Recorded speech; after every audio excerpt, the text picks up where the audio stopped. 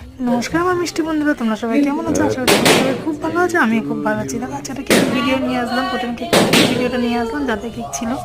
এবার গিয়ে দেখো একটা ভালো কেকের পিছনে কতখানি স্ট্রাগল থাকে, সেটাই আজকে জাস্ট ভিডিও করে রাখলাম যে না দেখো কতখানি কিছু করে তারপর গিয়ে কেকটা প্রিপেয়ার করতে হয়। তাই দেখো যারা বোঝেন তারা তো খুবই ভালো যে আমাদের হোমমেড ফ্রেশ কেকে আমরা কতটা এফোর্ট দিয়ে কেকটা করি, কিন্তু যারা বোঝেন না তারা প্লিজ একটুখানি দেখুন যে তারা ভাবেন যে শুধু এই একটাই তো কেক, কী এমন খাটনি থাকে।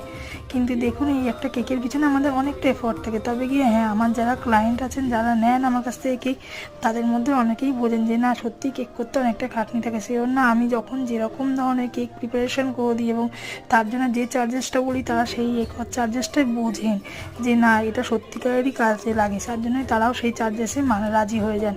আচ্ছা দেখুন তো আজকের কেকটা আমার কেমন লাগলো। হ্যাঁ, এত কিছু খাটনির পিছনে কেকটা হচ্ছে শো স্টপার।